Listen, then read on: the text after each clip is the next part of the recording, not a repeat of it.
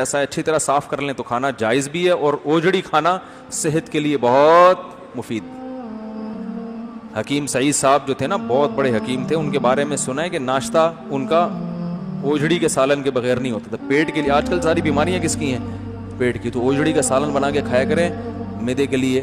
حکیم لوگ کہتے ہیں بہت مفید ہے, لیکن اس کو بہت اچھی طرح تیزاب سے دھویا کریں, کیونکہ اوجڑی بڑی گندی ہوتی ہے اس کے اندر, تو اس کی وہ جھلی آتی ہے پوری, اچھی طرح اتار دیں پھر صاحب. حدیث میں آتا ہے آپ صلی اللہ علیہ وسلم کو دستی کا گوشت پسند تھا. دستی پتہ ہے کسے کہتے ہیں؟ بکرے کے جو اگلا حصہ ہے نا, یہ جنت کا نالج کا لفظ مجھے پتہ ہے, نالج ہے, میں مذاق میں کنالج کہہ دیتا ہوں اس کو, کیونکہ اس پہ بھی لوگ کہتے ہیں, اس لیے کہ آپ کی تاکہ آئکنو کے کنالج ہے. اور اتنا لوگ اعتراض کرتے ہیں کہ مجھے ڈر ہوتا ہے کنائف سے مجھے نہ مار دیں کہیں, ٹھیک ہے, تو مجھے پتا ہے یہ کیس سائلنٹ ہے, ویسے ہی میں تھوڑا سا چٹکلے کے لیے, کچھ اب لوگوں کے اپنے مزاج بھی ہوتے ہیں نا, وہ مجبور ہوتے ہیں اس مزاج سے بھائی, تو اپنا مزاج تھوڑی کسی کی وجہ سے چینج کیا جا سکتا ہے. تو وہ جو ہے کہ رسول اللہ صلی اللہ علیہ وسلم دستی کا گوشت کھاتے تھے. پائے جو ہے نا, پائے یہ دستی کے اچھے ہوتے ہیں, پچھلے پائے مزے کے. لوگ پتہ ہے ران والی جو وہ کیا ہے یار, ٹانگ جو ہے نا, اس کے پائے سمجھتے ہیں چونکہ یہ بہت بھاری ہیں, بڑے ہیں, تو یہ زیادہ اچھے ہوں گے. ایسا نہیں ہے.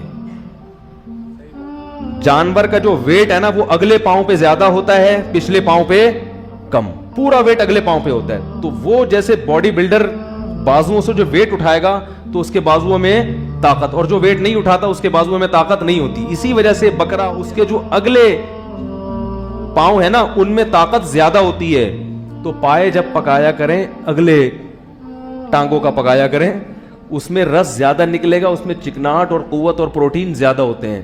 تو دیکھو نبی صلی اللہ علیہ وسلم کو دستی کا گوشت کیا تھا, بکرے کی جو ران ہے نا, جو اگلی ٹانگ, ان کا گوشت پسند تھا. اور نبی صلی اللہ علیہ وسلم گوشت کیسے کھاتے تھے؟ انحش اللحم نحشن, ترمذی میں باب باندھا ہے کہ نبی صلی اللہ علیہ وسلم دانتوں سے گوشت کو ایسے, اس کا اپنا مزہ ہے. چھری سے کاٹنا بھی کھایا ہے آپ صلی اللہ علیہ وسلم نے, لیکن صحابی اس صفت کو بھی ہائی لائٹ کر رہے ہیں کہ نبی کیسے گوشت کھا رہے تھے. اب اگر مجھے کوئی بکرے, میں لوگوں کو اکثر کہتا ہوں دعوت ہے بھائی تصویر نہ بناؤ, کیونکہ میرے سامنے راؤنڈ رکھ دیتے ہیں اور ویڈیو بنا رہے ہوتے ہیں. لوگ کہیں گے پتہ نہیں کیا پھوڑنے پھاڑنے والے ایک مولوی پیدا ہو گئے, بکرے کھا رہے ہیں.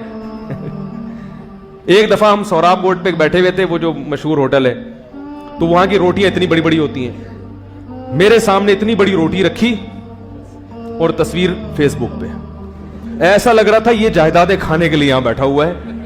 میں نے وہ تصویر ہٹوائی, میں نے کہا اللہ کا واسطہ ہٹاؤ, لوگ سمجھ رہے ہیں پتہ نہیں کیا کھانے آئے ہیں یہاں پہ, اتنی بڑی روٹی تھوڑی میں کھا سکتا ہوں یار. تو نبی صلی اللہ علیہ وسلم نے ران کا گوشت کھایا ہے. ہم اگر کھا رہے ہوں تو لوگ بولیں یہ دیکھو رانے پھوڑ رہے ہیں بیٹھ کے. اور ایک اور بات سے بات بس لاسٹ یار, آخری جمعہ ہے نا, پھر سفر ہے میرا. دیکھو لوگ پتہ ہے کیا کرتے ہیں, علماء کے آخری ٹائم کو دیکھتے ہیں, پچھلے وقت کو نہیں دیکھتے جو گزر چکا ہے.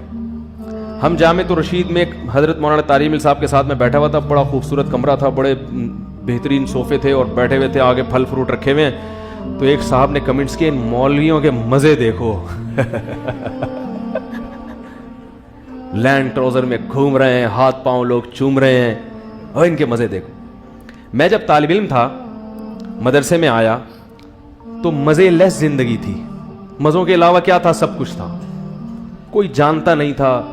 مجھے 4 آدمیوں میں بیان کے لیے ہمارے استاذ نے کھڑا کیا, تو میں ٹوٹا پھوٹا سا میں نے بیان کیا. انہوں نے کہا اس وقت کیا حال ہوگا جب ہزاروں لوگ تمہارا بیان سنیں گے. تو مجھے لگا یہ لطیفہ سنا رہے ہیں. میں نے کہا کیوں ہزاروں لوگ ہمارا بیان سنیں گے بھائی, کیوں سنیں گے؟ مولویوں کی کون سنتا ہے؟ ہم کسی مسجد میں امامت کر رہے ہوں گے, اذان دے رہے ہوں گے, بس یہی ہماری ایکٹیویٹیز ہوں گی. مدرسے کے لیٹرین ہم صاف کرتے تھے, حالانکہ مدرسے والے بھنگی رکھ سکتے تھے, لیکن ہمارے شیخ مفتی رشید احمد صاحب رحمہ اللہ تعالی نے کہا طلبہ کی انا کو ختم کرو. کس کو؟ بولو بھائی, انا. کہ جب آپ کا مدرسہ ہے تو لیٹرین کون صاف کر؟ میں نے اپنے گھر میں کبھی زندگی میں نہ پہلے اور نہ لیٹرین صاف کی ہے, مجھے گھن آتی تھی. مگر مدرسے میں جہاں ہم پڑھتے تھے لیٹرین کا مطلب فلش, وہ ہم صاف کرتے تھے.